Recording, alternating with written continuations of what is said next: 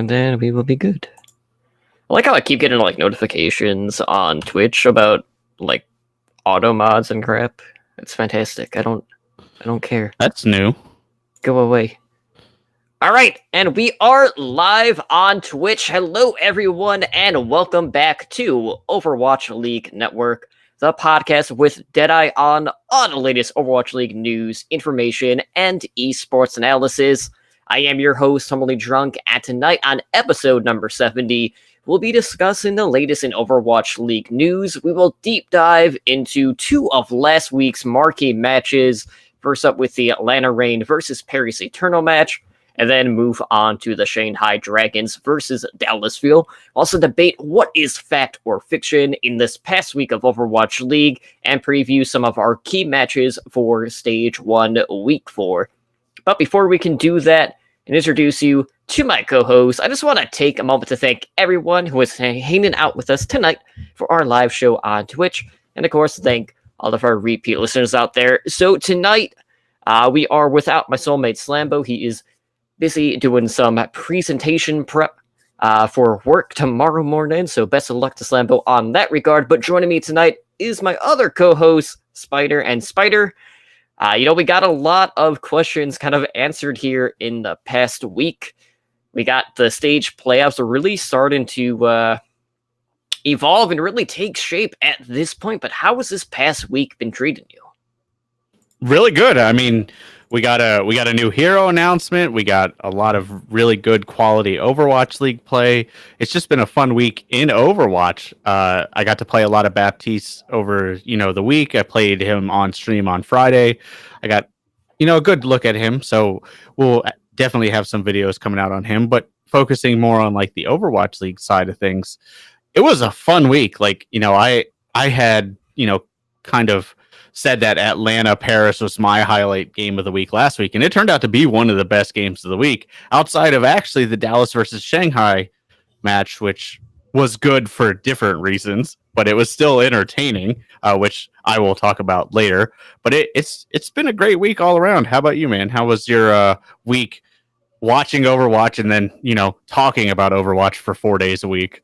Hey now, I also, along the way, beat Kingdom Hearts 3. Okay, that was the other highlight of my week. But it's been pretty good. It was an emotional week for different reasons. We got, Shanghai picking up their second win in a row. Couldn't close it out, getting that third win in a row. I was on the downward trajectory of the solar coaster with the Dynasty, as they didn't take a single point off of New York Excelsior, so that was a thing. And it's just been a weird ride with the Dynasty still. Going into the season, I had a lot of concerns about like what the communication was kind of going to be, how Fisher was going to kind of change the dynamic of the Dynasty team, and we're still kind of trying to figure out what exactly the Dynasty's team memo is at this point. And it's already kind of getting to the point now where it's like, sure, we're still in contention, but I'm still not super confident with where we're going as of yet, just due to the way the alt management has been the target prioritization has kind of been all over the place. And, I know there's been a little bit of talk about maybe Seoul going out and signing a couple of DPS or a couple of players out that isn't official yet. So hopefully Fleta will get some help on the DPS line. Not to take anything away from what Munchkin has been doing, but it's been a rough ride so far, and hopefully, the Dynasty can turn it around. And, at least on the other side, Titans are living up to all of the hype, despite what some of our YouTube commenters might have to say about it. Oh, man, it's a good time. That comment replays like every week. Every time they win, I'm like, did we overvalue the Titans? No, I don't think we did. Apparently not. I mean, they keep winning, and we'll talk a little bit more about kind of like where they're heading in just a little bit. But first, let's go ahead and jump into this week's news. So first up, we do have an update in regards to Overwatch League viewership, and this is taking a look back at opening week. And I mean, by the looks of it, things are pretty damn good. So Overwatch League opened up its 2019 season earlier this month with 13 million viewers. Now, that viewership saw a 30% increase compared to last year, and on average, there were 440,000 viewers watching on any minute of opening week, which was a 14% increase over last year. Now, it's important to note that these numbers do reflect the overall viewership across all avenues, so that includes the Disney XD broadcast, it includes the ESPN app, MLG.com, Twitch, all of that stuff. And it's gotten to the point now where like Overwatch League is just getting broadcast in multiple languages. They're up to 6 at this point. They were broadcasting in more than 190 different countries, and we've already seen like a ton of local watch parties starting to pop up. And of course, we got the homestand series coming up very soon. We got one right around the corner. So it's crazy to see the amount of like local turnout that some of these watch parties have been having, to the point where some of the turnouts have been even bigger than what the Blizzard Arena capacity holds in regards to the overall number of fans, which is just awesome to see. And I really hope that this is just, the start of something great in regards to building that localization of the fan bases in these different areas. No, this is exactly what we wanted to see going into season 2. We wanted to see growth, we wanted to see progress, and we wanted to see local audiences grow, because that's going to become very important, not just this year in the homestand, but next year when they go to push towards actual home games and away games and all that, what they're dreaming towards, because you want to fill these capacity esports arenas, which aren't huge in comparison to like sports arenas where they're seating 20,000 30,000 people, but most esports arenas seat between 500 and 1,200 people. From the quick research I did today, that's about the average. So if these watch parties are already generating that level of hype, it's going to be easy for people to put, bodies in seats, which is exactly what they want to do, because then they can sell merchandise, then they can do, all the important stuff, sell Coca-Cola, which is really, really important apparently this season, and beyond that. So this is exactly what we wanted. I am curious to see, the exact breakdown of the numbers. Like, I want to see, like, how much did the Chinese audience grow now that there are multiple Chinese teams and they all have won at least one match so far? Like, because that was always, one of the big questions last season is we didn't get a lot of concrete Chinese numbers. But I have noticed as a whole, just from like the quick eye test, that Twitch viewership is generally sitting around 130K, even on like weeknights. And I don't know if that's just because the Twitch drops. You never know how much that's actively engaged people watching, but it's good to have consistent numbers like that. And if the hype grows, if teams keep playing like they are, especially popular teams like Atlanta, Hangzhou, the viewership's just going to go up. So this is just great news all around. You know what the funny part is, too? There was a time where, when we were talking about viewership, we would always try to be like, well, we can't really count the Chinese viewership because of how stagnant those numbers can be and how bloated they appear to be. And now we're at the point now where, we have multiple Chinese teams, and now we're really curious to see what those numbers are actually reflected. So it's this weird kind of like switch. So I don't really quite know what to really think of that at this point, but you are right. Like, we don't really have the concrete numbers, at least by like a region per region basis. So hopefully at some point we'll be able to get a closer look at that. But really happy with the overall viewership that we have seen, despite all of the naysayers in regards to the 3-3 meta and how everyone's like, oh, I'm not going to watch Overwatch League if it's just going to be triple tank, triple support all the time. And lo and behold, viewership is still very strong right now, despite what all of the doom and gloom has been on social media. in some parts. Well, anyways, guys, we do have an update in regards to academy teams, and we do have contenders returning across the regions. And I know tonight we had North America kicking off, and Paris Eternal have unveiled their academy team, which will be competing in Contenders EU as Eternal Academy. Really no surprise there. That it's pretty much naming itself at this point. But this team is going to field a roster of 6 players. So on the tank line, we have Zhao, Super Pluke, who supports Tri-Spear, and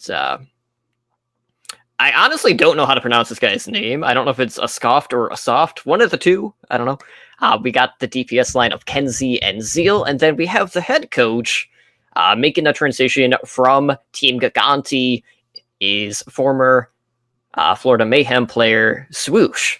Now, Zhao and Kenzie both competed alongside one another on CAS Hope, who would later go on to become Windstrike team. You also have Zeal and Tri-Spear, who had played with one another over on Shoes Money Crew on their EU team. And Super Pluke, obviously coming from the Eagle Gaming, who were really the best 3-3 team in Europe when they had gone on to win Contenders EU for Season 2. So he was part of that championship roster.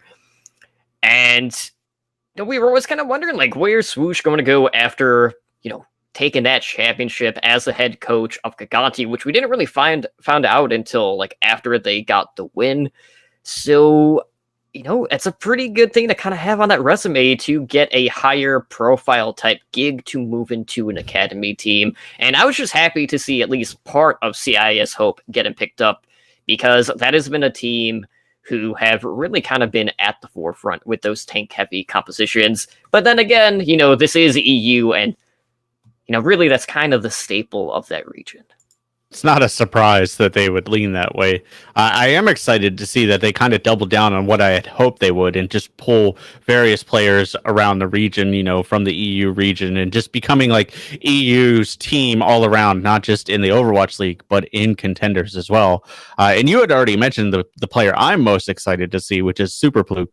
He was, one of the standouts in Eagle Gaming, but I was always impressed with him all the way back to like LG Gaming. Like, he was always one of the standouts, and he is, quickly becoming like one of those players that could be on the precipice of being signed to the Overwatch League. So I'm really hyped that they basically just did what I wanted them to do, and I'll be rooting for them in the EU region, because they're not going to play Atlanta at least until the Grand Cross Championship, whatever they're calling it now. So they don't have to go against last night's leftovers. So I am excited for this. Like, this is exactly what I wanted from the Paris team. And just quickly talking about Atlanta Academy, I know they did pick up a new player as well. I don't have that in the show notes, but I know they announced it earlier today over on their Twitter.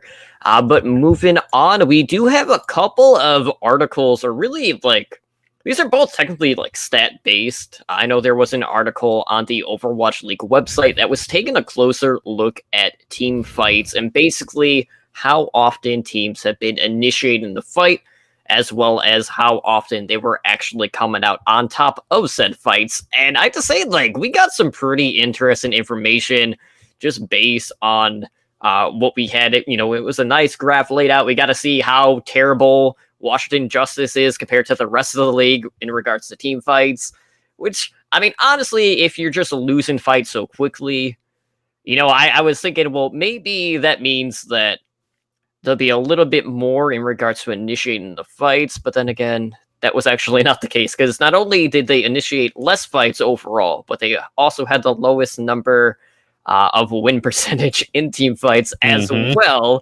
But, what was cool about this is they are using the Burke model to basically, like, kind of like pinpoint where everyone is at. And this is definitely going to kind of evolve over time as the season progresses. This is a really early model, so, they're still trying to work out some of the kinks.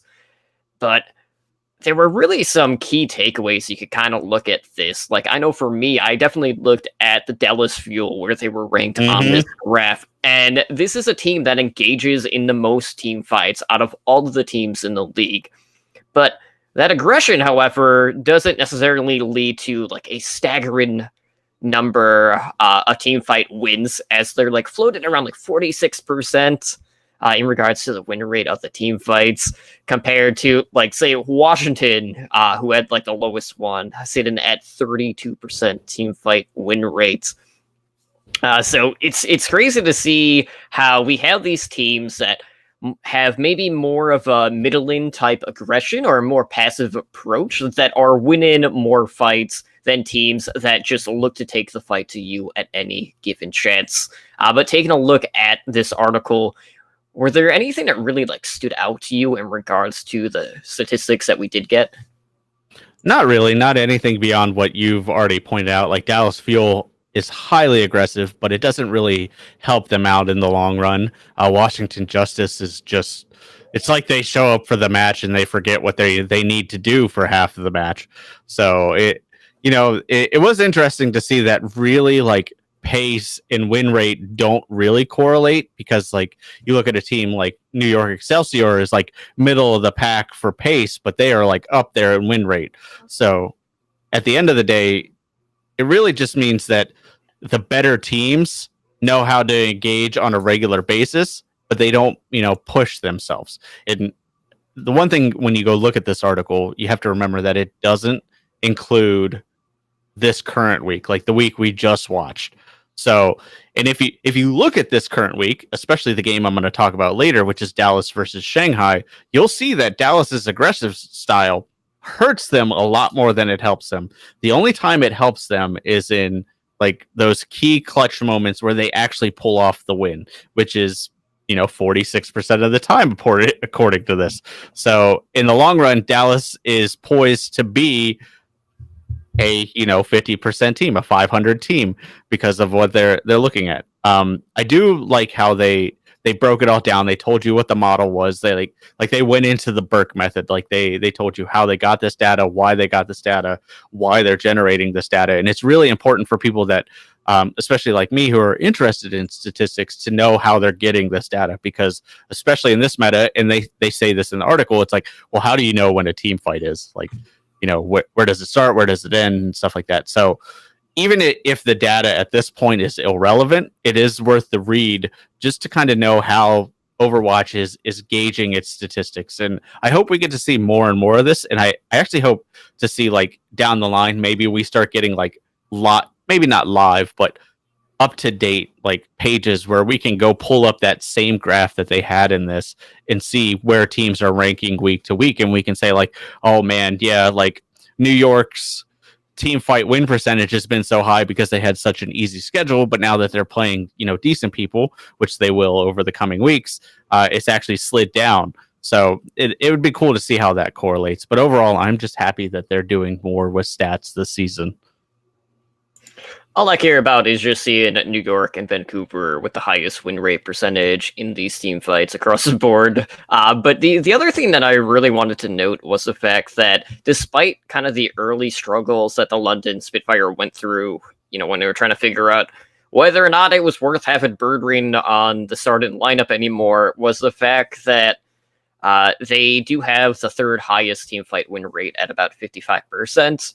While also recording the second lowest team fight per 10 minutes out of these teams. So not everyone is necessarily going to have like the same trajectory when it comes to the win rate and also just how much they're actually initiating the fight. But it just comes to show, like, for a team like London, who at times can play very passive, for them, it does seem to work quite a bit. But I have to say, like, Titans putting up, posting like 57% win rate, I was very happy to see. And I really think, just based on how things are looking right now, you can definitely make an argument that, they could potentially be the top team right now, which it might actually reflect in our rankings this week as soon as that video is done. But all in all, really no surprise to see NYXL and Vancouver kind of leading the charge in regards to the overall team fight wins.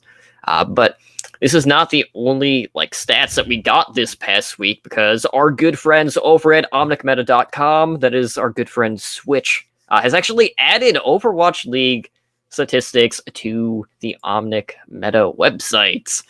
Now, I will say this is very early on. I Mhm. know I was looking at some of the numbers for some of the matches that we're going to deep dive, and some of the heroes played were definitely incorrect. Yeah, But OTE on Lucio. I don't think that really happened. I know he was I, aggressive, but he wasn't I, that aggressive. I mean, we saw a lot of Mazah this week, and he's super aggressive on Lucio. So like, I wouldn't be surprised if if someone put up that amount of damage as a Lucio player, but it's not always the main tank players playing Lucio. Except for the LA Valiant's case, I guess you could argue it, because How'd that work out for him? not very well. I mean, LA across the board is just like, it's depressing. Like, I don't know what's going on. I'm glad I live on But the East Coast. I'll just say that. it's been a rough ride for LA so far this season. But anyways, getting back to the Overwatch League stats over at omnicmeta.com. They basically broke things down on a per 10 minutes basis in regards to league leaders. So they're tracking eliminations, hero damage, healing, final blows, ultimates, whoever has like the lowest death per 10 minutes as well. They're also taking a look at like hero pick rates, taking a closer look at the meta. You could actually filter that by map types as well to get like a deeper indicator of who is playing what on what map as well. And I would say like for a while now, we only really had like the stats on the Overwatch League website, but we didn't really have anything that was map specific or just map type specific. So it's nice to get a closer look at just seeing like how much Sombra is getting played, because we do see a lot of iterations where the default player is switching over to the Sombra. So Sombra is actually like one of the most picked heroes outside of the 3-3, I should say, which was kind of nice to see. Makes sense. Imagine that, you sub one part of the 3-3 out for another character, and that character just so happens to be the next one up on the list. But I always like kind of keeping an eye on who is leading the stat categories, seeing who is getting the most usage out of their Transcendence in regards to the healing. And of course, you got to keep a close eye on how little New York Excelsior die per 10 minutes, because if you look at the leaderboard, it's pretty much only NYXL in the top 6. It's almost negative. Like they almost live more per 10 minutes than everyone else. Like they're making the most of it. We've been kind of pigeonholed into Winston's lab for so long. It's just refreshing to have something different. And I actually, Omnic Meta has been like my go-to for personal stats for a while now. So I am happy to see that he's launching, the Overwatch League stats. And I really like the way it's laid out. So, as he builds upon this and gives us more options, I could see this like my single go-to place for stats. Like if I want to pull stats for analysis, or just stats to talk about, or just we're BSing in the office. Not that we ever do that. We work 100% of the time. About Overwatch, stuff like that. I can pull up and be like, a lot of people are ragging on San Francisco, but Sinatra's the highest damage per 10, stuff like that. DeFran, as much crap as he got, he's definitely, doing what he needs to do, that kind of thing. So I am really, really pleased to see that they are doing this. And I know that just based off of history and from what we know, they're going to expand it. So it's going to get to the point, I'm sure, just like Winston's lab, where you can manipulate the data, you can do all that. And there's more data here already that you can manipulate. Like Winston's lab, it's hard to pull like the damage per 10 and stuff like that. Like you got to do a whole lot of different things to get stuff like that. So like I said, this is poised to be like my single place to go for stats. So, right now, check it out for the general stats, the top stats, stuff like that. But you can also check out your, your personal stats and compare that to all of that. So it's kind of like the catch-all Overwatch site at this point for statistics, which is awesome. So, check out Omnic Meta. It's a fun place if you like statistics. If you're not into numbers, you can pull up your personal profile and be like, wow, I am really terrible. Like it says I am at Reinhardt, and I get really sad. I don't press the right mouse button. I just never. Which, who does that in a GOATS meta anyway? I mean, you just hit W and hold M1. I'm pretty sure that was it, yeah. 60% win rate. Can't be that bad, right? And always go for the flank shatter because it works 100% of the time. There's a few pro games that I saw this week that would disagree with you. Like all of them. Maybe if you're bumper. Yeah. Poor bumper. Anyway, check out Omnic Meta. Like it's an awesome stat site, so you should definitely check it out. Absolutely. So let's go ahead and transition into our fact or fiction segments. And the first one up, I wrote down what was essentially like a paragraph, and Be Live noped right out of that. Because when I went to put it in the title, it was doing scrolling text, and I can't do that on the live show. It just looks terrible. So anyways, up first, I'm still going to read it as if I had the paragraph, obviously. We have kind of seen the playoff picture shape up, and things are looking pretty good for two teams in particular. So, fact or fiction, stage one, we'll see not one, but two teams go undefeated in the New York Excelsior, who currently sit at 6-0. As well as the Vancouver Titans. So kind of taking a look at the schedule, NYXL has a date with the San Francisco Shock for their last match of this season, and the Titans still have yet to play Paris Eternal, Chengdu Hunters, and the Guangzhou Charge in their final three matches. Spider, why don't you start us off? I would love to have faith in Vancouver, but I'm going to go with fiction. I think NYXL has a chance to go undefeated, but Titans having 3 matches ahead of them is a tall order to say that they will go undefeated. I absolutely think they have the possibility of doing it, but I'm going to go with the safe route and say that they're probably going to drop one of those games because all 3 of those teams have surprised us. Paris has been a strong team consistently outside of the Atlanta game.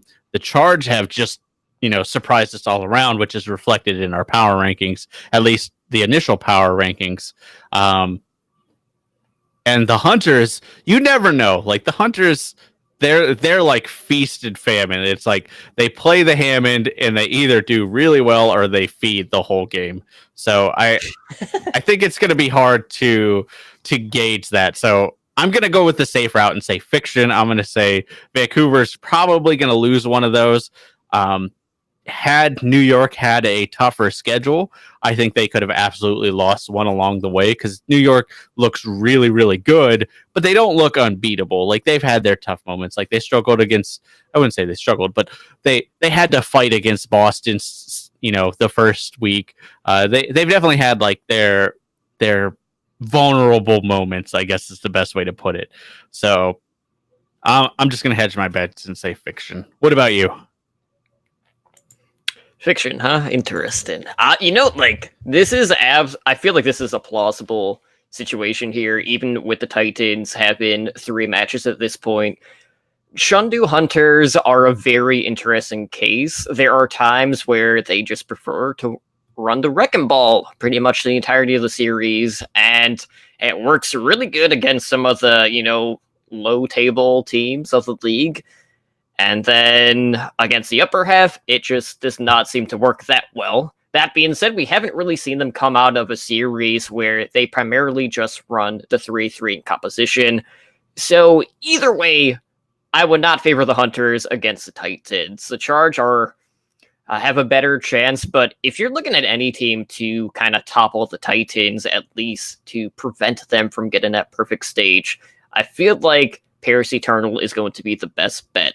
Now, we're obviously going to talk about the Eternal struggles in regards to their series against the Reign, and in a straight 3-3 match, this one is really a toss-up. So I feel like out of all these matches, Titans are very likely to lose against Paris, especially after how Paris got styled on in the past week, and I'm not feeling that confident at least in that particular match. So I do feel like Titans will finish 6-1, losing to Paris in their next match. But I would not be surprised if Eternal kind of roll up into a ball, and try to, roll themselves to sleep at night. As they say in French, le crap the bed.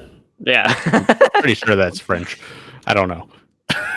Yeah, like I will stick by fiction, but it is plausible. If Paris loses to the Titans, I feel like Titans will win out at that point. Moving on, though, this is actually something that was discussed during one of the broadcasts this week, and I figured what better time to talk about it than on our show this week. Fact or fiction, Ryo Jae-han isn't a top 8 Zenyatta in the Overwatch League this season. I'm going with fiction. He may not be top 3 right now, but even statistically, he's top 8.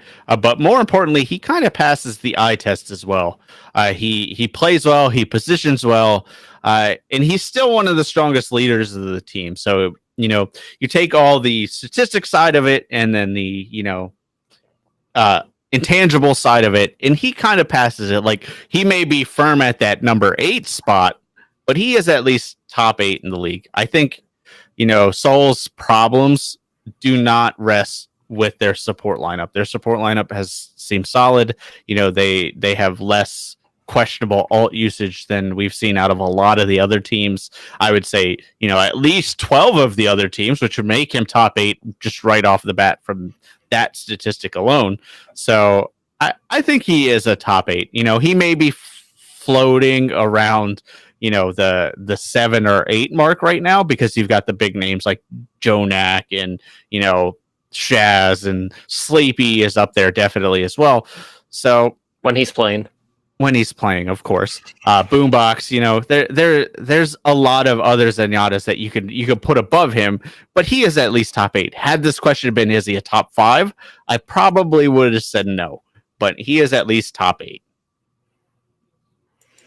Yeah, I'm definitely going to go fiction on this one. It's definitely one of those on the bubble moments, though. I feel like the problem right now, and this is also true with the Jonak syndrome throughout season 1, is we are so used to seeing the Zenyatta players at this point just be known as fraggers. But you have kind of these other Zenyatta players in the league that have kind of blurred the lines between being a fragger and being really good at using Transcendence. And yes, I know they do not have the best record right now, but a perfect example of this is Izayaki, who is actually near the top in both categories, not only for hero damage, but healing with Transcendence as well. So I will say, as a Zenyatta, Ryo Jae-han is definitely kind of a little bit above the mid-table. Overall, he might not be on the upper echelon in regards to being a fragger, but in regards to that team coordination, his overall healing, he is definitely top 8, but definitely on the bubble at this point. But, everyone kind of has a different outlook on Zenyatta players just because of the unrealistic expectations that Jonak kind of bestowed upon the rest of the league, just due to the fact that he kind of reestablished what it meant to be a flex support. So definitely something to keep an eye on. And, speaking of Zenyatta players, this is going to be a perfect segue to our next one. Recently, we saw the return of Neko for the Toronto Defiant after he came back from his suspension, and Toronto had been looking pretty solid, and they've been opening a lot of eyes. So with that in mind, with Neko back, are the Defiant a top 5 team in the Overwatch League? I'm gonna go with fact on this one. I got to back them up because they were already on the edge of this conversation because they've shown some talent there. But with Neko playing, they kind of look like a complete team. They were looking like they were firing on all cylinders. And if you specifically look at Toronto, you have Neko versus Aid. And while Aid has Neko beat on raw damage and healing per 10 on average, Neko averages about 1.8 deaths per 10 than Aid, which when you're gauging a player in the Overwatch League, in the GOATS meta, specifically the Zenyatta and probably the Zarya, deaths per 10 is probably the most important statistic you can look at. So Neko just stays alive longer. Now, granted, we have a little bit smaller sample size, so that might level off. But right now, Neko stays alive longer, which, if he continues that deaths per 10 will inflate his numbers, and he will overtake Aid easily in damage and healing. So I don't know if there's, it's hard to say if there's a shot calling, if there's a communication thing behind the scenes. Like, that's something we don't know as of right now. But statistically, Neko is poised to overtake what they had prior. And they just look like a better team. So I'm going to go with fact on this one. I think they could easily be a top 5 team. Yeah, I know there's been like a lot of discussion about kind of where the expansion teams are at and whether or not any of them should really be in the top 5 outside of Vancouver, probably being the most thrown around name in regards to the expansion teams. And I really don't kind of see the thought process on why people aren't bringing some of these other expansion teams into discussion right now. Define are absolutely looking like a top 5 team in their current form. This is absolutely fact. And I have to say, like, with the way that Neko comes in, before with Aid, they didn't really have as much pressure being put on with the Discord targets on the front line. And Neko has always been known as a fragger, and we've seen how much pressure these Zenyatta players can bring. And that's why we see a lot of main tanks really struggling in the league right now, because they're just not able to keep their shield up, when they're actually holding the shield. Not all the tanks are actually doing that right now. But Defiant are really starting to fire on all cylinders, and having that extra pressure being put on, especially on the back line, has really helped propel Defiant into the top 5. And by the looks of it, I know we haven't finalized our rankings for this week, but a lot of our hosts are pretty high on where the Defiant are right now. So we'll definitely keep an eye on our power rankings when they drop on Wednesday. Next up, we gotta talk about some of the struggles, especially out of the LA side of things in the Overwatch League, and this has been one that's maybe a little bit of a touchy subject, because the wings out, the emote that the Valiant have on Twitch, this just says win 0, and that's exactly what they've done. They have not won a single game yet. But, there is a potential chance for them to pick up their first win against another team that has been struggling in the Houston Outlaws. So, fact or fiction, Spider, the Valiant's first win this season is going to come against the Houston Outlaws. Oh, man. I'm going with fiction. I wanted so much to believe Valiant. Like, I was one of their defenders in the off season. They just lost soon, so they should still be a competent team, but they've had a tough schedule. There's a lot of excuses you could make, but after watching them last week against the Charge, they have some fundamental flaws in their teamwork. Like, they have something that they need to fix. They have bad ult usage. They have, Kareev just isn't living up to what he needs to do as Zarya, which is, could be argued as the most important member of a GOAT's composition. They have poor positioning from their supports, like Izuyaki's just trying to do what he can, like as much as he can, but his positioning is rough. And on the flip side, Houston has problems. Don't get me wrong. Houston has a lot of problems, but teamwork doesn't seem to be one of them. So I feel like in this meta right now, I feel like Houston can win this. So I'm going to say fiction and say Valiant is going to lose another one, and Houston is just going to start, anteing up, or Texas Harding, or whatever they do now. I don't keep track of it. I keep track of one Texas team, and that is enough heartburn enough for me. So, but yeah, I'm going to go with fiction on this one. Oh man, it's been rough. And as much as I like Izuyaki as a player and what he does as a Zenyatta, there are definitely times. What I said is true. Right. 100% true. Absolutely true. There have been more than enough times where I see Izuyaki come in with the Transcendence. He uses it, and it's not even during a grab. And then they just have no answer for the next push. And it happens so many times. It's very hard to watch. Now, I know you mentioned Kareev, and the key thing that I noticed about Kareev is, yes, his energy gain is great.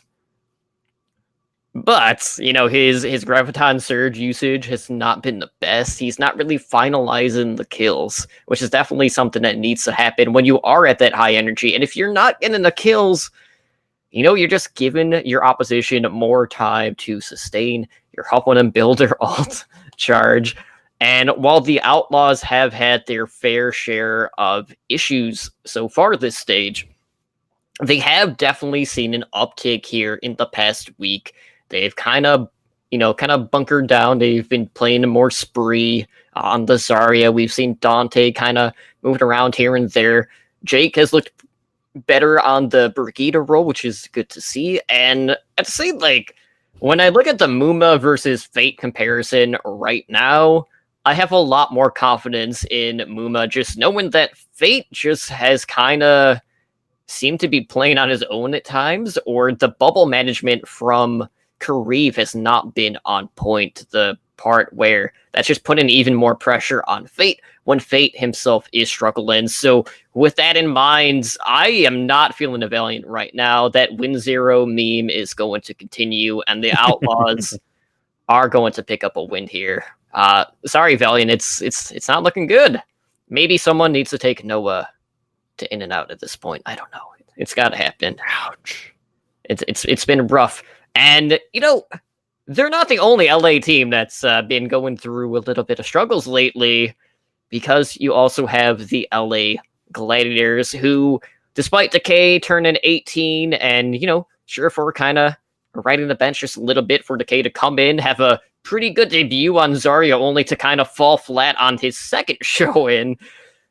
It's been a rough ride. So for the LA Gladiators, have they been the biggest disappointment thus far in Stage 1? You can make that argument, but I'm going to go with Fiction for me, just because of the previous question. I mean, come on. I already said, I defended the Valiant preseason. So for me, the Valiant is the biggest disappointment. They've had a tough schedule, but there were definitely games they could have won had they played to their full ability. Gladiators are a big disappointment, and I think they need to figure out what they're going to do with this rotating line of DPS players that unfortunately have to play a tank right now. But in the long term, I think the Gladiators will fix that ship, because while they have problems, it's just not to the level of the fundamental problems that I see out of the Valiant. And that's why I'm disappointed in the Valiant, is because the Valiant went from, a consistently good team, maybe not top 3, but at least top 5 team, to a team that hasn't won a game. They haven't even convinced me during most of their team fight wins. Most of their team fight wins come from dirty team fight wins. There are very few clean executions, see Paris, see Atlanta, there are clean wins. And Valiant just don't get a whole lot of those, whereas Gladiators do get those. They just don't get them enough. So for me, I'm going to have to go with the Valiant. I have a little bit more faith in the Gladiators, even though their record doesn't currently reflect that. All right, this is a very tough one, because on either side of the coin, LA has kind of fallen flat. Whether it's the Gladiators, whether it's a Valiant, neither of them have looked that good. And, initially I was thinking, I'm probably going to go Fiction here if someone didn't 4-0 Washington.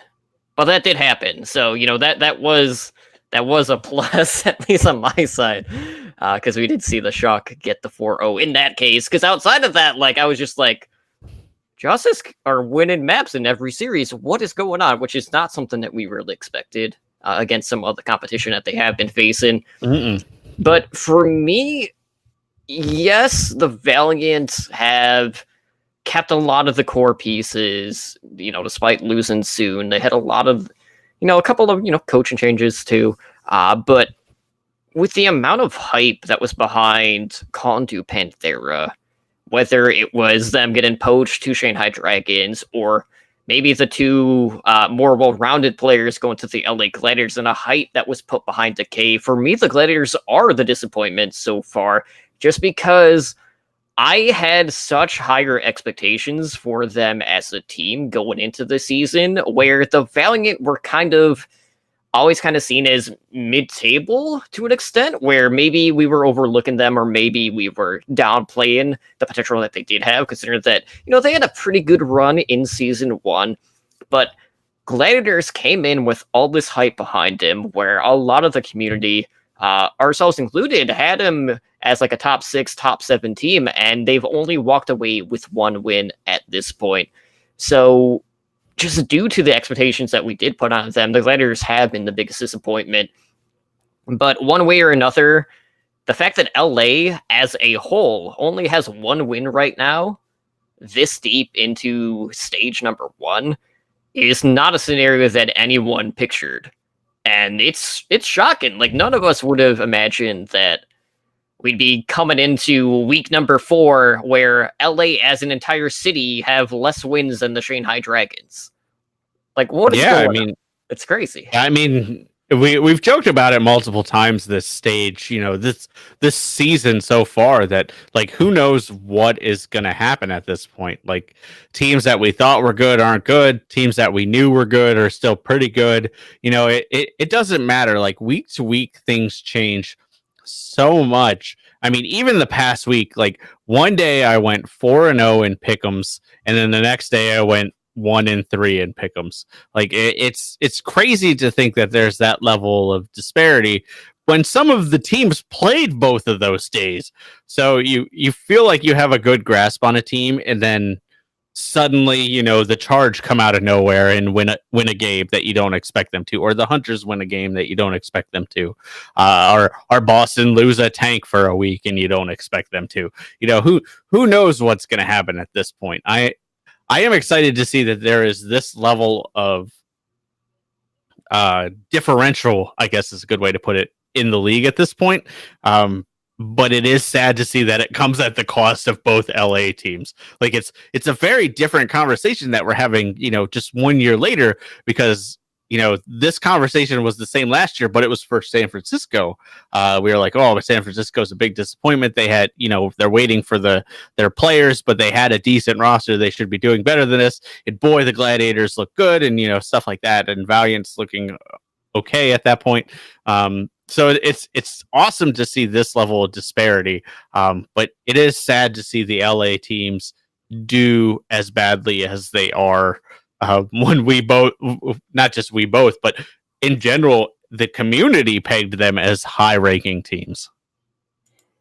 I do quickly want to pull this up on screen from Ed saying to put in Panker. Okay, Ed, so you and I are huge advocates of Panker, who is on Gladiators Legion, also on a 2-way contract with, the main roster. And I at this point, it's really a question of, one, do you trust a certain individual that's also an alternate on said team to kind of lead the charge for that team? And 2, that's kind of like a last resort thing where you would bring up Panker at this point. I feel like it's still really early on. And with the way that the 2-way eligibility has kind of been, I don't feel like the Gladiators want to put themselves into that position where they absolutely have to start XQC on the Legion team. And you also have to look at the other side of the coin, where if you kind of look at the draft that they had when it comes to picking the contenders NA groups, Legion were like the last team picked. So that's already a team that doesn't necessarily have the highest expectations going into contenders North America that got underway earlier this evening. So it's a toss-up. I would love to see Panker, but I don't think it's going to happen yet, despite how many times Roar is getting pressured down early on. Hopefully, stage 2, baby. We'll see Panker stage 2. If this continues, I guarantee it. We'll at least see him for a game stage 2. I really hope so. I want to see him rage in that cafe on Hollywood, just like he did at Contenders. That was always good stuff. But anyways, tonight we're actually going to deep dive into more than one match. Normally we only do one. Tonight we're doing 2 because for one of these, this was really more of a surprise than anything in regards to just how one-sided it was when we kind of hyped a certain team to kind of be the best 3-3 team in the league. And then you have, the flashiness out of Atlanta Reign when they went up against Paris. And we'll also take a look at Shanghai's absolute cluster F of a C9 when they face the Dallas Fuel. So first up, let's start by deep diving into the Atlanta Reign versus Paris Eternal match. And oh my goodness, Spider, I don't know what happened in this series. A lot of us were confident Paris, they're looking good. There's no way Atlanta's gonna run that off-meta stuff and have success with it. And, if this season has taught us anything, whether it's power rankings, whether it's making bold predictions, doing hot takes, you might as just throw all of your opinions out the damn window because Atlanta just flexed on Paris. There is no other way to describe this series. And I know there's one play in particular that I know you're going to talk about on Hollywood, which was one of the coolest setup plays from the broadcaster's perspective because they had the setup perfect for it to show on the stream where we didn't have to go back and clip it from a point of view or anything like that. It was already there. So why don't you start off by just talking about the rooftop play that we did see in this series? Because I know that was a huge moment. Yeah, I mean that was phenomenal. It to me, that rivals like Zumba jumping through Eichenwald's window in the World Cup for like Zarya moments and just play moments in general. So they, Atlanta takes point A of Hollywood, and the Eternal are poised to make a quick defense because if you don't know, the pro strategy is to kind of hold that first turn on Hollywood point B because that's the easiest point on point B to hold. Once it gets past that point, it gets really hard to hold point B. It's not impossible, but it is doable. But it's the preferred place to hold, especially in the 3-3 meta. So Paris sets up where they normally would, like any team would set up on that corner, ready to take the engage as soon as the doors open and the car comes through. So Defran, and I think it was it Massa at that point? On the Lucio, ride the lift up, and the whole time, like, I was actually spectating Defran the whole time. I'm like, what is he doing? Like, where are they going? And then they proceed to jump over the roof using a combination of speed boost and Zarya right clicks. So Defran just comes over top of them and drops the grab straight on Paris. And at that point, Paris just falls apart. Like they hit, trance, like they panic everything at that point, like whatever they can, and they just start to fall.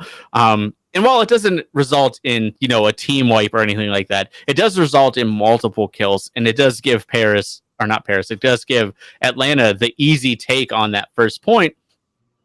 And it, style points aside, it was a phenomenally set up play. They had to have practiced that. Like, Defran's sitting in Hollywood, like practicing, getting over that route because the timing on that has to be like really precise. But yeah, that's what we wanted out of Defran. Like, this is exactly what we wanted when Defran came into the league. We wanted these, off the wall, high octane plays. We expected like off meta heroes. We didn't expect like going over roofs with a Lucio to, drop a grab from a 90-degree angle where Paris just is like, where is it at this point? Like, this is, this ranks in my top 5 like plays of all time, competitively or non-competitively. Like, this was a phenomenal play. And in general, like that's basically the summation of this series is, Paris started out this series like, we're going to run Symmetra. Like, you think you're off meta, we're going to show you off meta. And then they get destroyed. So then they go for the, 3-3, and then they get destroyed. So all in all, like, this just shows how flexible Atlanta is and how willing they are. Like, they're almost like Gladiators 2.0. Like, they are the team that will pull off the next great bamboozle if they haven't already. So Adenar already said it, but I'm going to hit it. Oh, let's go, dudes. Like, come on, man. I have the sounder ready, but for some reason it's not working. So, You broke we'll let Ed and R say it. So it as a whole, like, I did this as my preview match of the week, but it was nowhere near what I expected. Like I actually expected Atlanta to win. Like I picked them in my pick'ems. I expected them to beat Paris due to their flexibility and their off the wall like strategies, but this was nowhere near what I expected. Like I didn't expect them to just destroy Paris at this level. Yeah, and so much of that throughout this series kind of revolves around the separation that Mazah was creating against the Paris Eternal front line. Ben Best was targeted time and time again. He would get booped, he'd get out of position, and we would just see them frag time and time again to the point where you would look at the stats, and pretty much in every single map, Ben Best had the highest amount of deaths throughout this series, regardless of what team it was on. And I remember when Paris basically came out on Ilios, they wanted to run Symmetra, and I am not a fan of this strategy. Like, I'll be honest. Like, we've seen the Gladiators try to run it. And while, yes, you are able to kind of split the heal-in with the Transcendence whenever you get your wall up, and yes, you do earn some pretty quick charge whenever you're just trying to break the Reinhardt shield, but more times than not, the Symmetra has not worked out in the Overwatch League. That's why when it comes to the same tactics, it's normally just, okay, we're going to put a teleporter out, we'll secure the high ground, and we'll build off of that. But just coming out of the gate and actually trying to run the sim has been a rough go of things, and I don't like that teams are still trying to use that tactic when it has not had the success that some of the players are wanting to see from it. So hopefully this is going to make Paris second guess running a strat like that when, really their bread and butter has been the 3-3. Now, that being said, I will say when it comes to Paris, you need to be put in that position where you need to feel the need to show something different because we haven't really seen anything outside of the 3-3. And I don't know if the Symmetra look is quite the thing to go for. I remember they were on Temple of Anubis, was a really key map where we got to see like a Bastion bunker composition. So Atlanta had to flex to the dive.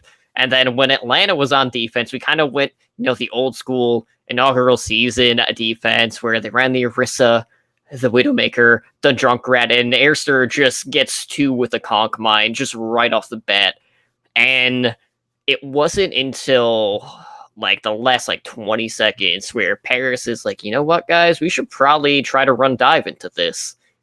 Don't run a 3-3 when you're going to be grouped up and you're going to get all of that splash damage from the Junkrat. You're not going to have to worry about potentially getting picked off or having to worry about the Widowmaker on the Arch.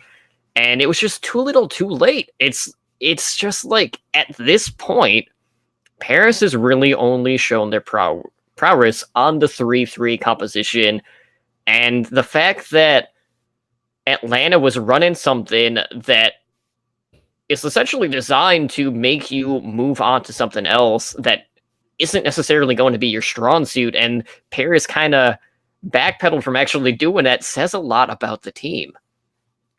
So it's so hard to kind of gauge where Paris is at right now because their 3-3 has been good. But if you're able to force Paris to try off-kilter things or keep running the 3-3 to no avail, they really don't have anything to draw from the well at this point, and Atlanta just kind of imposed their will on them throughout this series, which is something that, we were expecting a close series, and it was not really by any stretch of the imagination. But I will say, Route 66, I know it was map 4, but that was definitely the closest throughout this entire series.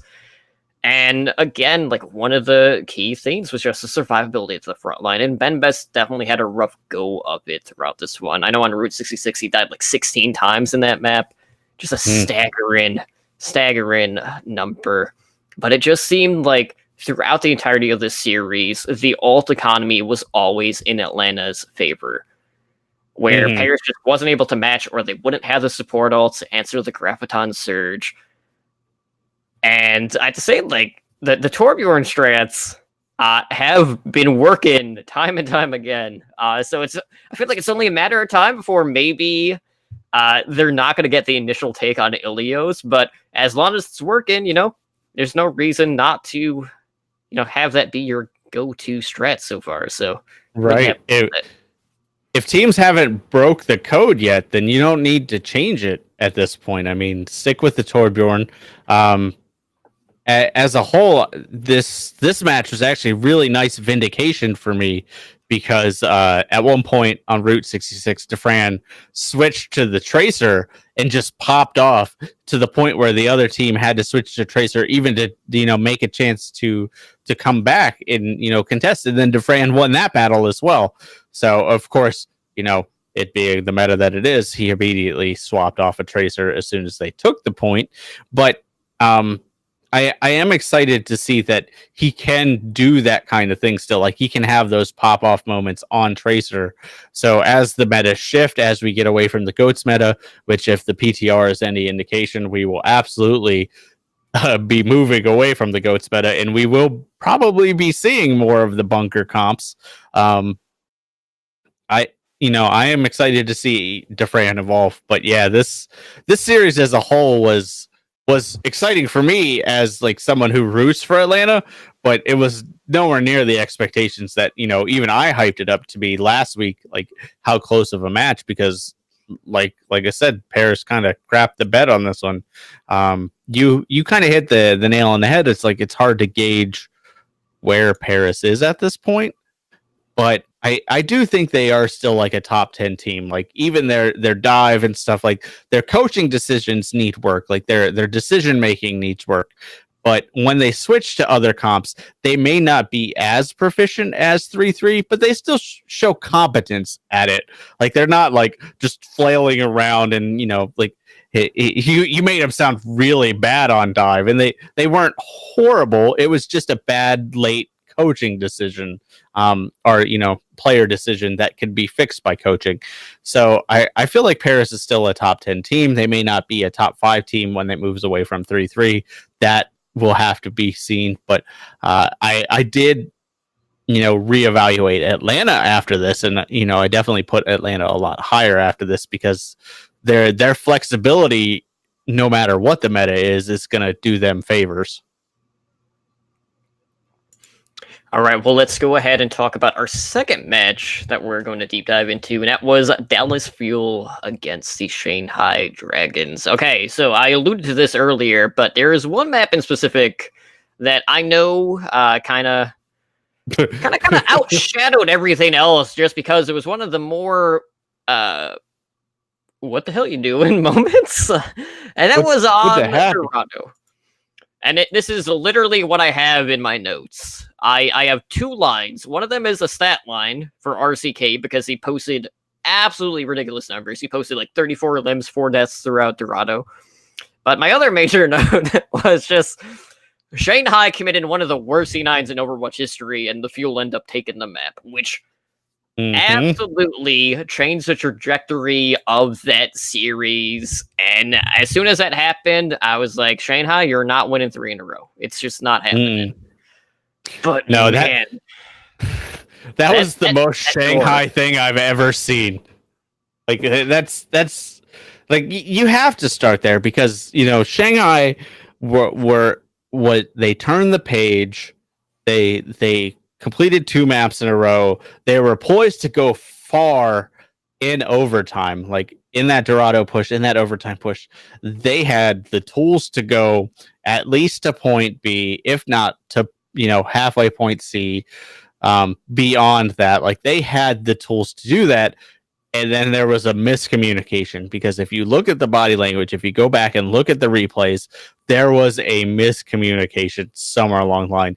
Youngjin thought somebody was on the cart with him. So as the Brigida, he pushed forward, which is traditionally what you would do at that point. The Zenyatta would normally stay back at that point and push the cart. You lose the Discord, you lose the Harmony, but you have the Lucio up front, so you can disengage quickly and come back. You try to go forward and get picks with the Brigida, with the Reinhardt and stuff like that. That's GOATS 101. Like that's exactly how the pros play it. But there was a miscommunication. The Zenyatta was not on the cart. Youngjin says, I'm going to push forward with the team. And there's a little time period where, you know, the cart has to move from point A into the track to point B while the door opens, and you have a little bit of leeway time. You have to stay near the cart for that, but you get a little complacent because the cart's not moving, you know, the door's opening and stuff like that. And then Youngjin steps off, timer goes out, casters are confused, people are wondering what has happened, dogs are friends with cats now, like we don't know what happened. Like, and then, you know, they play the replay and everybody's like, oh my goodness. Like the best way I can sum this up is Sideshow, since he hasn't been able to make it to the desk due to visa issues, has been doing commentary of the games. Go watch Sideshow's reaction to this, because the whole time you're watching this map, at this point, you know what happens, but he does not. And when he sees this, it is the most genuine reaction to this C9 that I have ever seen. So yeah, this changed the map. Like this changed the match for them. And you know, like I said, Shanghai to this point had been doing what they needed to. Dallas absolutely did not deserve this win. They played the momentum game. They took the momentum swing and they used it in their favor, and they won this. OG was constantly punished for his aggressive positioning. The only thing that somewhat kept them in the game was AKM outplaying Diem. Like this whole match was messy from a Dallas fan perspective. Like I can go back and I can pick out, you know, like multiple instances where Dallas made huge mistakes. I can pick out multiple instances where Shanghai should have won things immediately thanks to Ding, mostly on Sombra, but he's also a very good diva. Like this is going to be an interesting match coming up because we get to see this match happen again this week. So as a whole, as a Dallas fan, I was appalled by the performance until that C9, and I felt the exact same way you did. Like I was like, Dallas is going to win this now because Shanghai is in their own heads, and that is the most Shanghai thing I have ever seen. And I watched them go 43-0, 42-0. So, yeah. That's all I have to say. I think that's enough. Yeah, and you know what's really interesting is the fact that, you know, if you go back and you listen to our contenders coverage back when we were doing the back cap, I'm pretty sure it was the back cap. We did an episode that was named Dispirited in Dorado, where there was a very terrible C9 that also happened in another series, to the point where I just felt so deflated after watching that map that I had to name the entire episode after that. And that's how I felt after I saw Shanghai lose in that fashion. It's just like, well, there's mistakes that you just are not able to come back from, which was a shame because Dragons looked pretty good throughout the series outside of Control. I mean, Control was pretty one-sided in the Fuel's favor. RCK posted some pretty good stat lines. He went like 28-1 on Ilios. Fantastic. And, you know, a lot of that just kind of came down to, you know, having ultimates up later. I know they kind of flipped it with a late, like, grab bomb combo. And Gamzu was definitely getting targeted early on, which set up for some easy cleanup for the Fuel. And the Volskaya map in particular was just all offense, no defense. Let's see what happens. You know, typical 2CP. And I had to say, I was very thankful that did not draw out, because I was surefire thinking that was exactly what was going to happen, just because it is Assault. And when it gets to the multiple time banks, when we're seeing a second time bank attack, you just see how much time is on the clock, and you're like, it's just not a lot of time. But I have to say, like, across the board, leading up to Dorado, this was a very good series. But as soon as that Mm-hmm. happened, it was just like, Dragons, you played yourselves. So You it's just it's played very yourself. it's very unfortunate. But I do definitely want to make note of Unko. He had Mm-hmm. a lot of early damage that pressured Gamzu throughout the series, which I was happy to see because Unko's kind of been, I'm not gonna say like forgotten about, but he's not necessarily one of the Zenyatta players that gets brought up a lot lately, just Mm-mm. because of how much fragging Zenyatas there are in the league now. So it's very easy to kind of like fall out of the discussion in regards to that role specifically. Very similar to kind of like what's going on in some of the Zarya's cases. So I was really happy Mm-hmm. to see him put up a monster performance on Nepal, and just seeing them really just being able to control the choke point really helped bring them to the forefront in that one. I But oh, I do have something to add to that, actually, because I have a note here about Luffy and Unko. Duked it out, the whole night on Zenyatta, and Unko and Luffy ended up almost the same statistically, although Unko ended up with a lot more deaths, per 10, which basically says like Unko in the end, had he been able to stay alive, probably would have outdamaged and outhealed Luffy by a large margin. mhm. And most of Unko's deaths, if you watch the game, weren't his fault. Like he wasn't positioned poorly. He wasn't doing what he was supposed to. It mostly came off the back of OG, being too aggressive. And then as soon as the Rhine goes down, the next target is Zenyatta because he has nothing to hide behind at that point. So yeah, you're absolutely right. Like Unko is and I'm not just saying this because he's on my fantasy team, is a very undervalued Zenyatta right now. But either way, one way or another, Control definitely belonged to Fuel in this series. They took Mm-hmm. both 2 rounds to 0, so Dragons might need to rethink how they're going about doing Control at this point. But a lot of that was just based on the fact of the really the high ground control that was being put on by the Fuel in that series. But we'll see how they match up next week. They Fuel kind of noted like, hey, we made a lot of like minor mistakes. I'm not gonna say like a lot of them were minor. Some of them were a lot bigger than others, but it's gonna be really interesting to see just how much how much disdain or just how deflated Shanghai is after that series. And they're basically playing Fuel back to back. So who knows what's gonna happen, but I would not be surprised if Fuel come in, have cleaner execution. But I don't want to have like another one of those moments where it's just like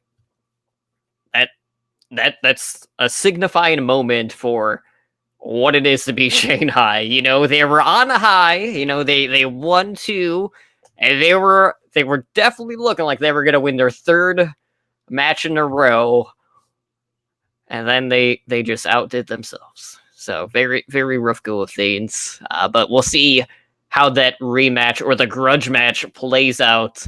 So it should make for some pretty interesting maps ahead of us. But that will lead into our main discussion for tonight, which will be our Stage 1 Week 4 preview. And I don't know what Slambo's pick for his match of the week was, but Spider, why don't you go ahead and start us off? What is your marquee match that you want to preview for us? I decided to do something different this week. I've been sticking with teams that are like near and dear to my heart. But this time I'm going to pick both teams that I could take or leave, which is the New York Excelsior versus the Shock. Mostly because of the impact on the league that this one has, because there have been a lot of hype on the Shock. There has been, obviously hype on the Excelsior because they're undefeated. So I kind of alluded to it earlier, but Excelsior's schedule has actually been pretty light up into this point. So they are undefeated, but they've mostly played like pretty, what you would consider fairly easy teams. Boston was a test the first week, but beyond that, they haven't really had a lot of struggles. So the Shock could be their first major test, and that's exciting to me. I want to see what the Shock can do. But on the flip side, the Shock have faced lesser teams and lost, but also won. Like they 4-0'd Dallas. So like I'm not trying to forget that actively every day by drinking heavily. But that was a thing. So the Shock are a strong team, and they are a contender for a top 3 spot. Like 1 and 2 are pretty much locked down, as we've talked about. It's kind of New York and Vancouver at this point. So that 3rd spot is up for debate, and the Shock are one of the teams in the talk for that. Because they have a strong sense of teamwork, they have kind of that high flying way of playing. They have a very specific strategy and play style that works very well for them. Obviously, Sinatra's doing a metric butt ton of damage, but that play style is easily punishable. Vancouver showed us, which is the number 2 team, at least what we're currently looking at if not number 1, showed us that Sinatra's positioning can be easily exploited. Like the way the Shock play is very predictable, and they've kind of started to mix it up, so they're going to need to mix it up even more. But I think a team of the caliber of NYXL can also exploit it.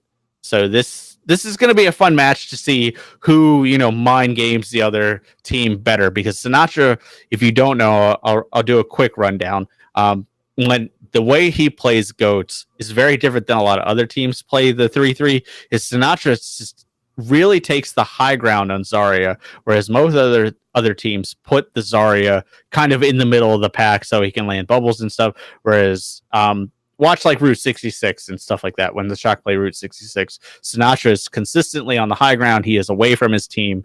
It's a very different play style, and that's kind of why his damage is so high, is because he has that high ground advantage. So it is a very effective play style, but it is also a very punishable play style. So, and that's exactly what Vancouver did, and how Vancouver was able to eventually take that series from them. And the Shock's keys to victory are basically the keys to victory whenever anybody plays NYXL is: don't be predictable, don't get picked off by Jonak, and keep Nene in line, because Nene has just been destroying things right now. And again, I'm not saying that because he's on my fantasy team, but this is going to be a fun game as a whole, because we have a lot of the top 5 players in the league in various categories in this game. Like whether you're talking about damage, deaths per least deaths per 10, eliminations. Like this is like the statistics game at this point. Like we get to see how the top 5 players stack up against each other, and I'm curious to see how it plays out. As I said earlier, I kind of expect NYXL to take this one, just because I feel like they have the tools, they have the ability to exploit the Shock. But I think that it will be a close one. Now, I said that last week against Atlanta and Paris, and that turned out very differently. But either way, this will give us a good gauge of where exactly the Excelsior sit, because they've had an easier schedule, and where exactly the Shock sit, because they've already lost to what we consider a top 2 team. So this is kind of like a make it or break it moment for the Shock. Like, do you deserve to be talked about in those upper echelons of stage 1? And are the Excelsior living up to the hype? So this is like my match for the week for me. So to kind of build on that, I'm going to revert back to a prediction that was made. Not really a prediction, but one of the tweets that I saw last week leaded into that solar coaster match that was NYXL versus the Seoul Dynasty, where someone basically took a screenshot of what the New York Excelsior's record was, which at the time was 5-0, and they're like, there's my prediction for the scoreline. They thought it would be 5-0, NYXL over the Dynasty. And you know what? With Dynasty only picking up 1 objective point, honestly, a 5-0 is right. So with that in mind, I would not be surprised if NYXL just dumpsters the Shock in this series. And a lot of that is just based on the fact that a lot of us are very conflicted with the main tank position for the Shock. There are times where Super looks great, times where Super does not look so hot. And I feel like, as you mentioned, with the way that Sinatraa plays the game, looking at the high ground, trying to land a lot of alternate fires, I don't know if he's going to be able to match or even outdo what Nene has been doing, because Nene across the board has been the most consistent Zarya in the Overwatch League. It's not to take anything away from Sinatraa, but his style is very unique, but also very distinct. And I feel like a team like NYXL, who have just been known to bully these other teams, that know how to counteract what these other teams are doing, what these teams are throwing at them, regardless of if it's off kilter or not the norm. NYXL has been coming out on top, and the Shock are just not going to be able to match what the NYXL are going to do. So I feel like NYXL, just with the way they've looked, I'm expecting them to 4-0 this. I don't think the Shock are going to put up too much of a fight. But that being said, we have seen, a lot of people getting subbed in and out for the Shock. I know Architect kind of screwed me in fantasy this past week. He wasn't to be found that often. I think he only put up like 24 points, which definitely hurt in the long run. But we have seen them rotating people in and out. And maybe that'll be a little bit to throw NYXL off, but I don't see that happening. And the main tank frontline battle will be won by NYXL. I can't vote against Mono against someone like Super, especially when Super's still really early on in his Overwatch League career. So another match that I know I'm looking forward to, because this one probably would have been my pick outside of the match that I picked, is the match between two teams that definitely have a lot of hype behind him and are both expansion teams. So my pick for the week is none other than the Hangzhou Spark versus the Toronto Defiant. So I have to say, Spark this past week, they seem to make up their mind. Who are they going to run on main tank? We saw Guxue out in full force throughout the entirety of their series, and lo and behold, the Spark have found some new life. It's like a new team. Almost. Go figure. You don't play someone like 60% of the time, the other person 40%. However, whatever ratio you want to use, just stick to someone, see how it works, and things happen this past week. It's like a really great podcaster I heard in the past, and I don't know who it was. It might have been me, but I said pick a main tank and your play will improve. And look at that. The jury's still out. I'm not gonna cash in my chips yet. But if last weekend was any indication, just pick a main tank, figure out his play style, and it'll, one way or another, your team will improve. It's crazy. So you basically have the Spark, who started off hot, cooled off, maybe have their feet underneath them again, and then you had the Defiant, who has really, I'm not going to say they haven't been hyped up as much as they maybe should have been, but we've seen a lot of consistent performances, especially from Ivy and Envy. They've both looked really good, and I haven't really seen that many issues with the overall gameplay of the Defiant, outside of some shaky decision making during the opening week. And I'm a huge Neko fan. I'm looking forward to seeing how he's going to do up against Bebe in this series. But Spark Defiant is going to be a very good indicator on, outside of the Titans, outside of Atlanta, these are definitely two of the more standout expansion teams. And it's really hard to kind of tell based on a trajectory of where they are if the Defiant is going to have the advantage in this series, just because, for one, are the Spark going to continue to just run Guxue?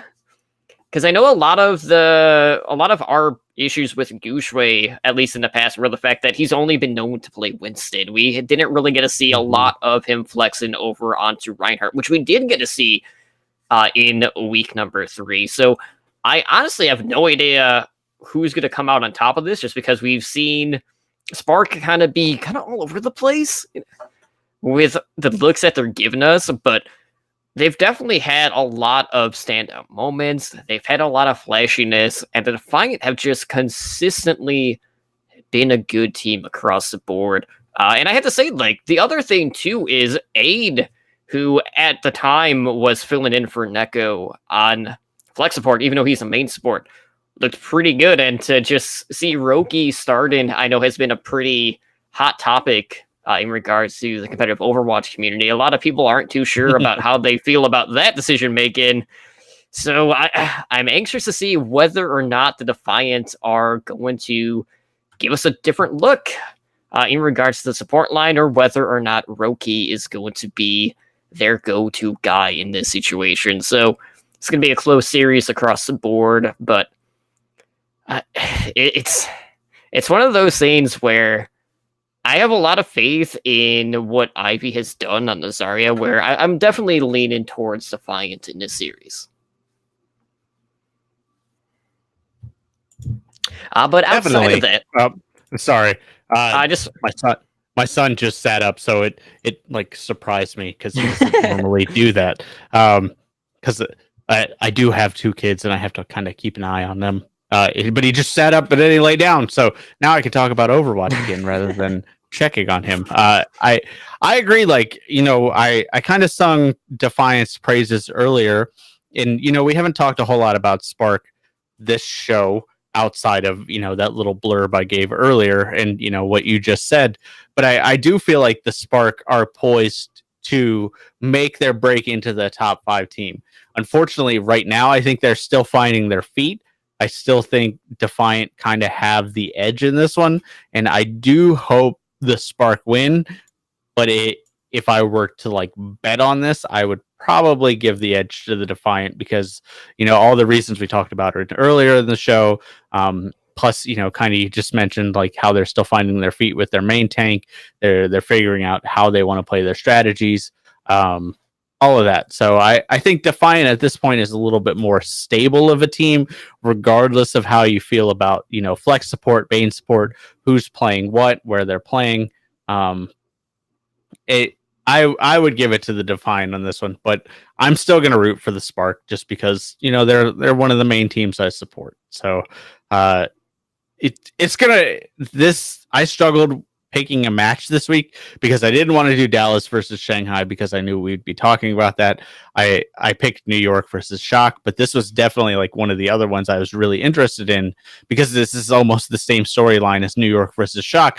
I'll bet lower in the rankings list. This is kind of going to be where do these teams really rank, and this will be a good example of that because you can kind of put the Shock's failure on not picking a main tank, playing, who's going to play what type of thing. And you can put the Defiance previous failings, on, we didn't have our full team. This isn't what we scrimmed on. This isn't what we practiced on. This is kind of like our makeshift team till Neko came in. So all around, this is going to be a fun week leading into, this is the second to last week in stage 1 already. So we're already almost at the end of stage 1. Absolutely. And I do quickly want to note in regards to the schedule, it's going to be a little bit different in week number 4 and week number 5. So when you look at day 1 and day 2, we only have 3 matches instead of 4. So the start times for these will traditionally be when the second match would be started any other week. So we're starting a little bit later than normal in regards to the actual broadcast on March 7th and March 8th. And I do quickly want to note, there is a pretty big match between Paris Eternal and Vancouver Titans, which is going to be another one of those, you have who we feel are really the top 2-3 teams in the league, but Titans can definitely either just run 3-3 or maybe they might, bring something new to the table. You just never know with this team. But I feel as I said earlier, if there is one match that, the Titans are in danger of losing, maybe putting them at 6-1, it will be in that series. So definitely one to keep an eye on, but definitely take a look at the schedule, see what is going on. We got some pretty big matches, and hopefully, maybe LA can pick up a win. But then again, who knows? How much faith can you put in the Outlaws to beat the Valiant? How much faith can you put in the Valiant when they have Win Zero memeing them all over Twitch chat? I don't know, guys. But what I do know is that it's time to close out the show for tonight. So if you guys want to help us out, one of the best ways to do that is to go leave us a review over on iTunes. We're always looking for ways to improve the show. So if you guys have any feedback for us, please let us know. I do know we have a new review after, honestly, I think it was close to a year, at least on iTunes. That's a long time to go without a review. I don't know if people are just only leaving reviews, but not actually writing reviews. That's probably been the case. But anyways, we do have a written review from Chillzop, and this is a 5-star review. He says, I only need one word to describe this podcast. Amazing. So, Chillzop, thank you so much for the review. And, I do have something to announce, but I'll kind of save that towards the very, very end of the show. But we do have our Overwatch content hub, that of course being Overwatch Recall, where you can find a listen of several Overwatch League, Path to Pro podcasts on our website. Every Sunday night, we release the episodic listings, and I think it was 31 episodes released this past week across all the Overwatch content creators, which is absolutely massive. It's crazy to think how we've kind of gone from, in the off season, we normally be floating 18 to 20, to now with the Overwatch League starting back up, we've consistently been hitting 28, 30 plus episodes across platforms, which is so great to see. Overwatch League's definitely brought that to the forefront. So that's just awesome.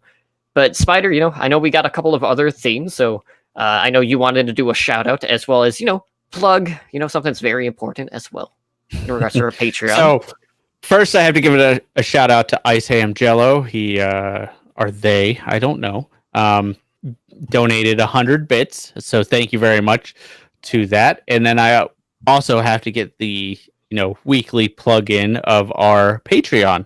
So we have our Patreon. You can support us every month. It's we have tiers starting at just $1 all the way up to $10, various levels, various fun things like everything from an AMA to a VOD review to all kinds of fun stuff. Not least of which is our thanks, because you keep the lights on, you keep us going. So you can check out our Patreon. It's patreon.com/OWL network. Like I said, there's some really good incentives there, and I haven't seen any yet, but we do have a couple of people at the tier where you do get a VOD review. And I'd love to do them because I love telling people what they're doing wrong. I mean, it's just something that's near and dear to my heart, but I would love to help coach you guys. So, check out our Patreon. Yeah, and I do know, we did have a new pledge earlier today, and that was from Daniel Fago. So thank you so much for being our newest pledger. Always good to see additional support coming in. It's greatly appreciated. And, I will reiterate, Spider, the fact that, we have a couple of people kind of at that VOD tier, and they haven't sent us a VOD.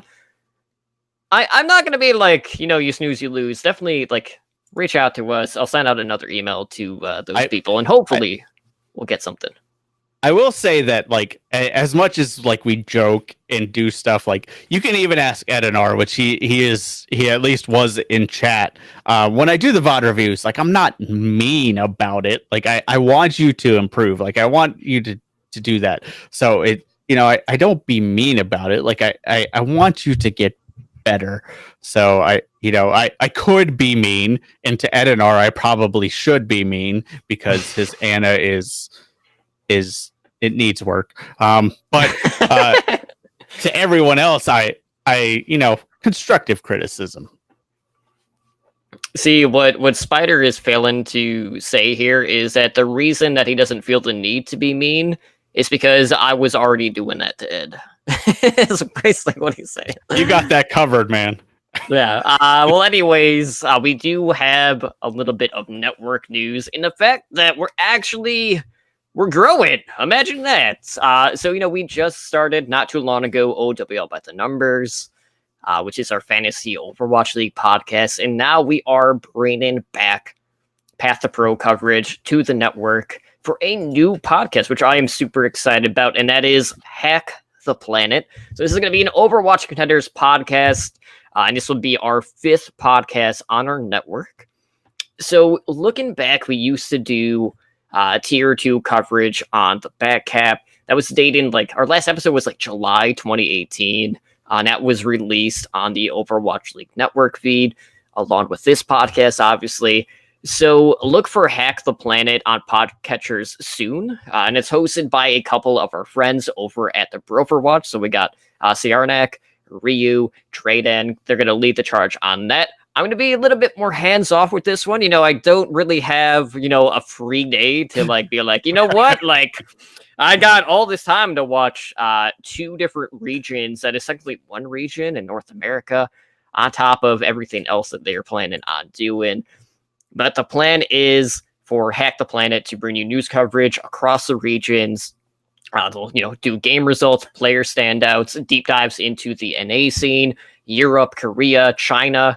I'm not too sure about South America and Australia. And if that's the case, maybe I'll get something worked out to maybe do, map reviews or something like that myself on our YouTube channel. So stay tuned on that.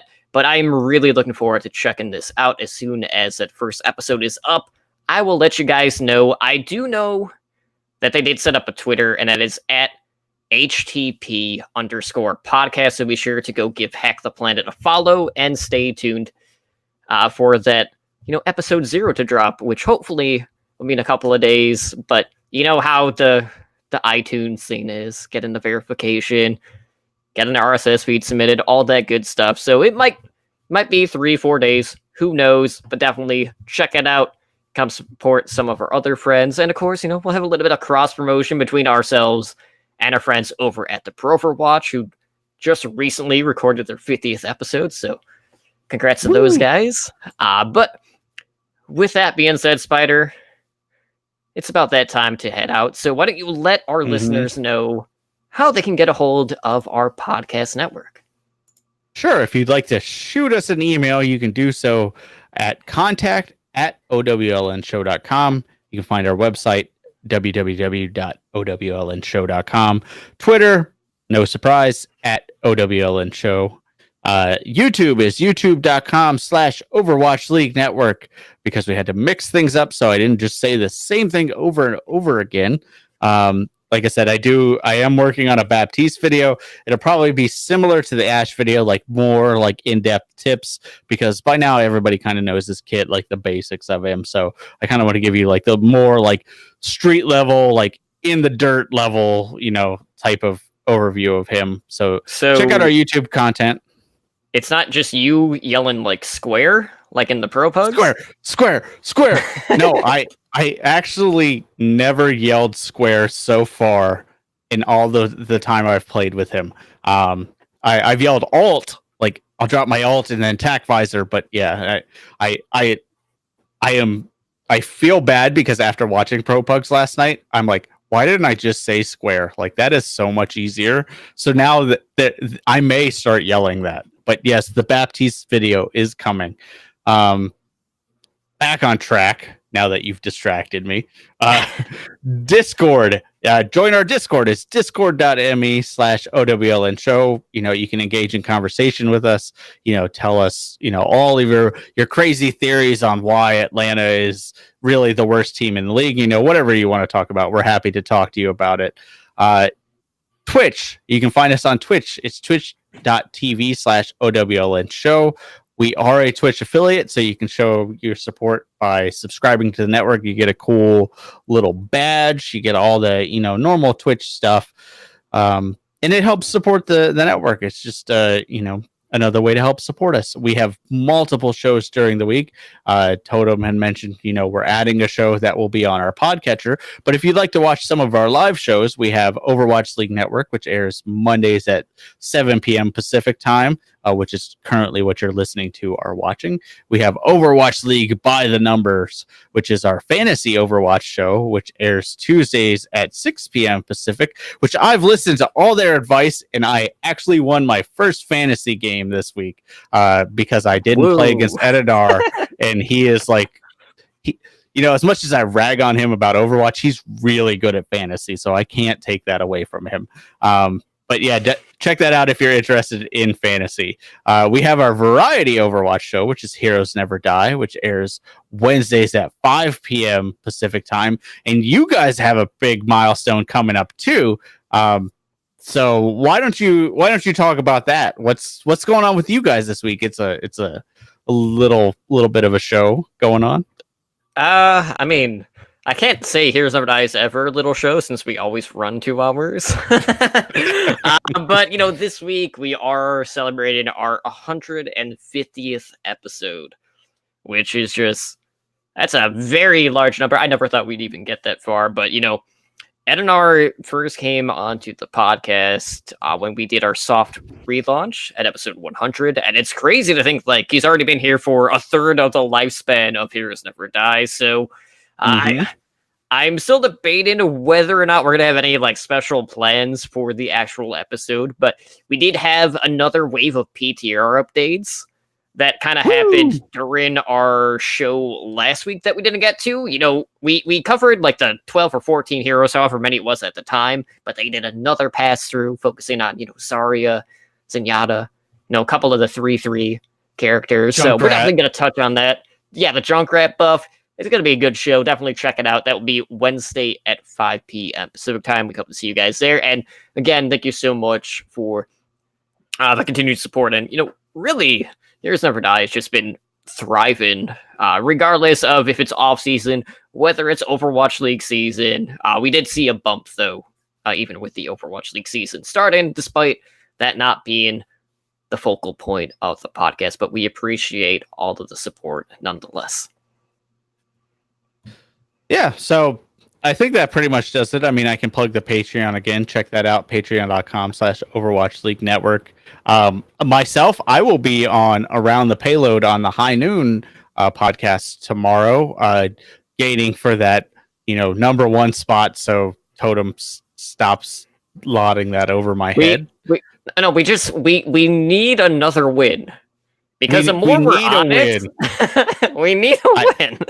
I will say that at least my loss came to Doa, who is an actual Overwatch caster. So, I had some pretty good competition, and I made it to the last round with him. And the only reason I lost is probably because the Blevins liked his answer better. But also he thought I was, just trying to suck up to him because I chose Libero, which not that I've forgotten or anything, but just OWL bias. Yeah, exactly. But check out Around the Payload tomorrow. Even if you haven't watched it, it's a fun show. You don't have to watch it just for me. I actually really enjoy it. It's one of my most enjoyed Overwatch podcasts that I listen to when it is around. But outside of that, you can find me on Twitter at SpiderGD. Slambo, who has returned to the audio abyss for work reasons, at least this week. Pretty good reason. He's probably, hyping up the Atlanta Rain at this point for his company. He didn't say what the project was on, so I'm gonna assume it was for the Atlanta Rain, because who else but Slambo should you have spearhead that if you work for the company that owns them? But you can find Slambo at slamboverwatch.com. Totem, why don't you send us home?